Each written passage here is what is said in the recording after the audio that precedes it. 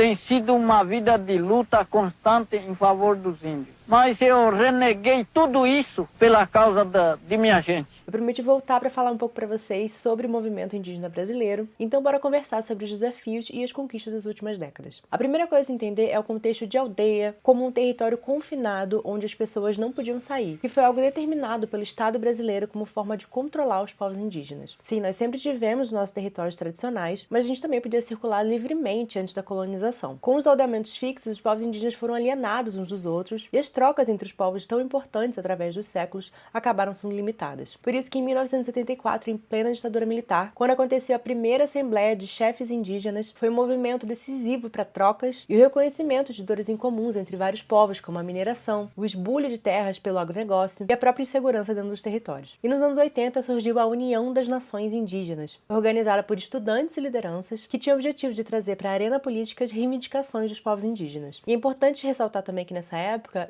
indígena era considerada uma categoria social transitória, e o Estado também mantinha a prática da tutelagem dos povos indígenas. Ou seja, não só se mantinha a ideia de que a gente, ao se adequar à sociedade, deixaríamos de ser indígena, mas éramos tratados como incapazes de decidir por nós mesmos. Na área da política, nomes como Mário Juruna, que foi o primeiro deputado indígena do Brasil, e Ângelo Cretan foram importantíssimos para pressionar o Congresso sobre os direitos indígenas. E durante a Constituinte foram as lideranças da UNE, Marcos Terena, Ailton Krenak, Álvaro Tucano, Marçal Tupãí, assassinado em 1983, e o cacique Raoni, que trouxeram para a pauta da Constituinte as reivindicações indígenas. Centenas de indígenas de vários povos ocuparam o Congresso, participando das audiências e acompanhando as votações. E esse momento importante culminou no discurso icônico da Ailton Krenak, que foi um símbolo do enfrentamento indígena às políticas de assimilação do Estado brasileiro. Depois disso, a gente passou a ter organizações indígenas regionais, como a COIAB da Amazônia, a Arpinsul e a Arpin-Sudeste, que são as articulações dos povos do Sul e Sudeste, a APOIME dos povos do Nordeste, Espírito Santo e Minas, a ATIX, que é a Associação das Terras Indígenas do Xingu, e o Conselho do Povo Terena. Todas essas organizações se juntaram à APIB, que é a Articulação dos Povos Indígenas do Brasil, responsável pela organização do Acampamento Terra Livre, um encontro internacional de povos indígenas que acontece aqui no Brasil há mais de 20 anos, que tem o objetivo de fazer essas trocas e organização política, pressionar o governo para cumprir essas promessas com os povos indígenas, além de questionar as políticas estabelecidas pelo Congresso, que continuam a causar insegurança e violência, como a falta de demarcações e o marco temporal. Na sua última edição, o Acampamento Terra Livre juntou mais de 7 mil indígenas lá em Brasília, que marcharam até o Congresso, exigindo justiça para os nossos territórios e respeito à nossa história. Eles acham que eu devo abandonar isso aí, que devo voltar para casa, ficar quietinho e deixar alheio o sofrimento dos meus irmãos. Minha vida vai ser até o fim,